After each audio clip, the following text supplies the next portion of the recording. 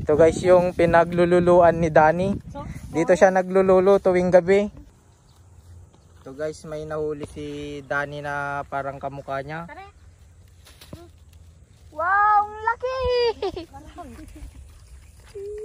Hello, what's up ketchup mga kadyanong? For today's video, samahan nyo nga pala kami kukuha ng papait or malagoso in Tagalog. So samahan nyo kami hanggang makarating kami sa aming pagkukuhanan ng papait or malagoso. Magmumotor nga pala kami mga kadyanong para mas mabilis kaming makapunta sa aming paroroonan o pupuntahan. Tas yung mga kasama ko magbabike nga pala, sila Danny at si Potpot o tawag nito si Astrid pala. Tuli na pala siya, hindi na pala siya Potpot. So eto nga sila, nagbabike na, nagmamadali dahil mainit. So andito na kami sa bukid mga kadyanong. Nagbobota nga pala ako dahil baka maputik doon sa pupuntahan namin. Alam mo na, maarte tayo So let's go. Oy Danny, nag-isip ka lang garo dun. Baran siya dito. Bara mo. Kuyom nang tumalang ata. Dapat puro sa atin. Jay. Ito guys yung pinaglululuan ni Danny. Dito siya naglululo tuwing gabi. Ito gayang tanga. Dito alog. Jay. Ito nga pala ang baby cash, tapos si Danny na parang naihaw, sunog. Tapos ito si Potpot, ang galing niya mag-SS. Mag-SS na to, mga pre. So guys, pupunta kami Mangalan ng papait. Kung hindi nyo alam yun, search nyo sa Google Map. Potpot radio kami dito. Yung papait nga pala guys ay source of good health and basta alam nyo na yun, maganda sa kalusugan. Good for your body and health. Kasi alam nyo ang papait ay talagang mapait. Kasi tinawag na papait dahil sobrang pait. Now you know.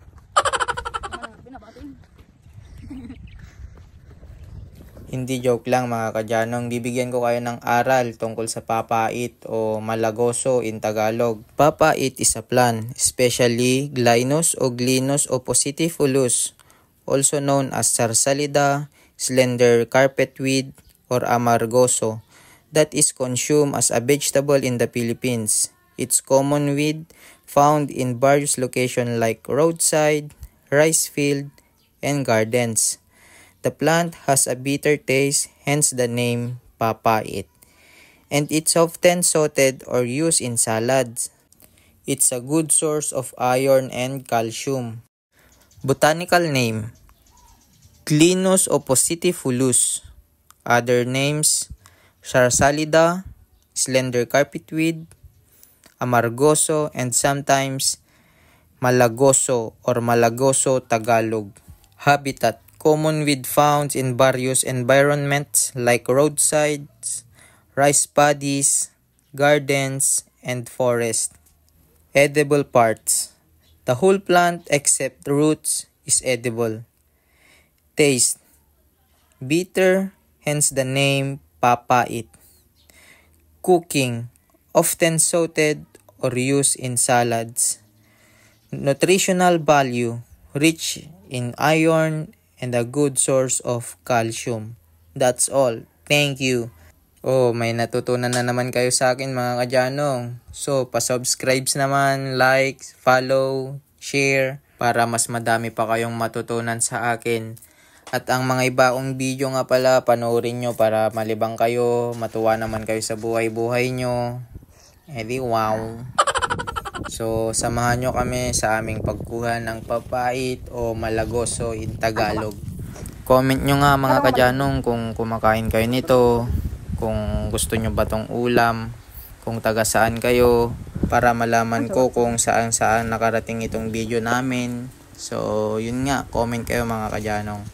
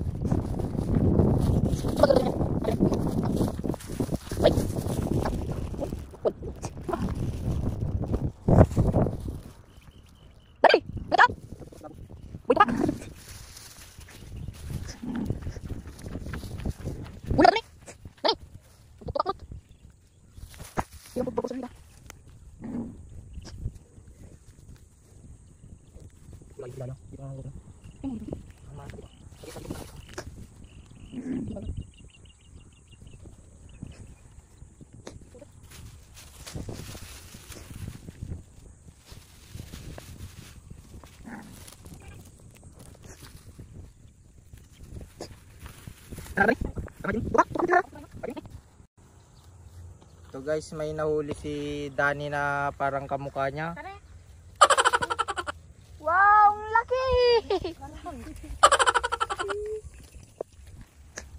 Siya sa kanya, ito na.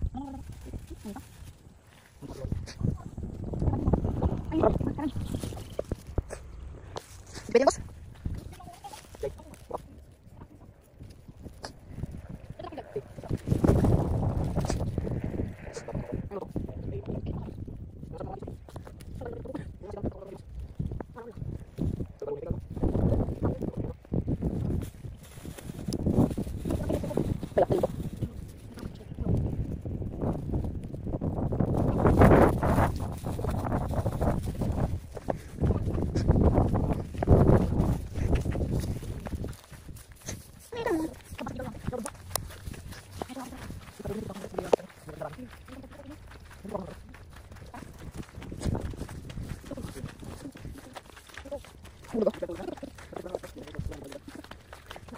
So ayun nga, nakakuha na kami, pauwi na kami. Consider like, subscribe mga kadyanong para sa susunod naming video mapanood nyo. Thank you for watching. Bye bye.